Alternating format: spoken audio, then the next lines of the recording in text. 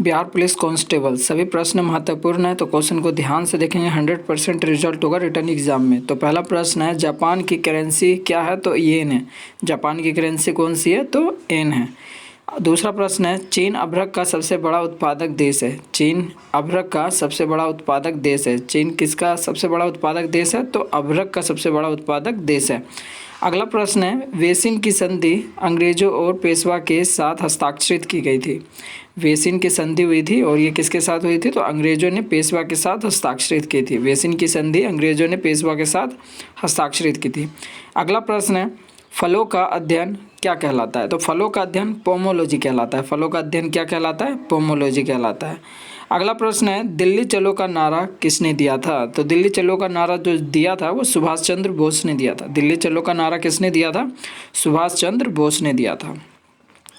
अगला प्रश्न है, बिहू असम राज्य का प्रमुख त्यौहार है।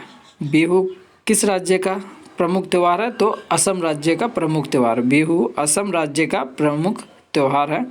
अगला प्रश्न है, भाखड़ा नांगल बांध कहाँ स्थित है? तो ये सतलज नदी पर स्थित है। भाखड़ा नांगल बांध कहाँ स्थित है? तो सतलज नदी पर स्थित है। भाखड़ा नांगल बांध कहाँ है? सतलज नदी के पर स्थित है। अगला प्रश्न है, अर्जुन पुरस्कार कब से प्रारंभ किया गया था? तो 1961 से किया गया था, है ना।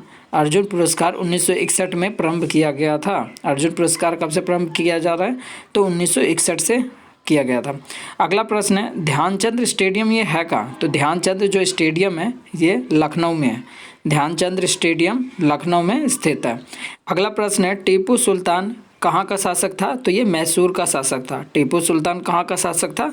तो मैसूर का शासक था। अगला है, नाटो का मुख्यालय कहाँ है? तो नाटो का जो मुख्यालय है ब्रुसेल्स में। नाटो का मुख्यालय कहाँ है? ब्रुसेल्स में। नाटो का मुख्यालय ब्रुसेल्स में है। बटरफ्लाई शब्द का संबंध किससे है? तो बटरफ्लाई शब्द का जो संबंध है वो तैराकी से है। बटरफ्लाई शब्द का संबंध तैराकी से है। अगला प्रश्न है, एक अश्व शक्ति जो एक अश्व शक्ति होती है वो कितने बराबर होती है? तो 746 वाट के बराबर होती है। एक अश्व शक्ति 746 वाट के बराबर होता है। एक अश्व शक्ति कितने बराबर होता है? तो 746 वाट के बराबर होता है। अगला प्रश्न है, आगरा के किले के अंदर मोती मस्जिद का निर्माण किसने करवाया था? तो ये मोती मस्जिद का निर्माण जो करवाया था वो शाहजहाँ थे। कौन थे? शाहजहाँ। आगरा के किले के अंदर मोती मस्जिद का निर्माण शाहजहाँ ने करवाया था। अगला प्रश्न है, शेरशाह का मकबरा कहाँ स्थित है? तो शेरशाह का मकबरा सासाराम में स्थित है। शेरशाह का मकबरा कहाँ स्थित है? सासाराम में स्थित है। अगला प्रश्न है, रंगा जो कि टंका है ना, रंगा जो टीन और सीसा की मिश्र धातु है। रंगा किसकी है?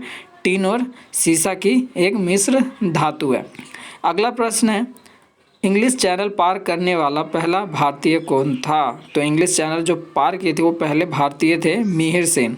कौन थे? मिहिर सेन। इंग्लिश चैनल पार करने वाला पहला भारतीय कौन था? तो मिहिर सेन। अगला प्रश्न है, राष्ट्रीय पुस्तकालय कहाँ स्थित है? तो राष्ट्रीय पुस्तकालय ये जो है कोलकाता में स्थित है। राष्ट्रीय पुस्तकालय कहाँ स्थित है? कोलकाता में। राष्ट्रीय पुस्तकालय कहाँ स्थित है? कोलकाता में। अगला प्रश्न है, गौतम बुद्ध को क्या कहा जाता है? तो एशिया की रोशनी कहा जाता है। गौतम बुद्ध को क्या कहा जाता है? एशिया की रोशनी कहा जाता है। अगला प्रश्न है, बांदीपुर राष्ट्रीय उद्यान कहाँ स्थित है? किस राज्य में है ये बताना है। तो ये है कर्नाटक में। बांदीपुर राष्ट्रीय उद्यान कर्नाटक में स्थित है। बांदीपुर राष्ट्रीय उद्यान कहाँ स्थित है? तो कर्नाटक में स्थित है। इसी तरह की सुपरफास्ट रिवीजन के लिए चैनल को सब्सक्राइब कर लेंगे और बेल आइकन जरूर प्रेस कर लेंगे ताकि नेक्स्ट वीडियो का नोटिफिकेशन आपको मिल जाए समय पे, है ना। तो डेली पर डे अपलोड होता है वीडियो, है ना। तो वीडियो को जरूर देखें और शेयर भी करें।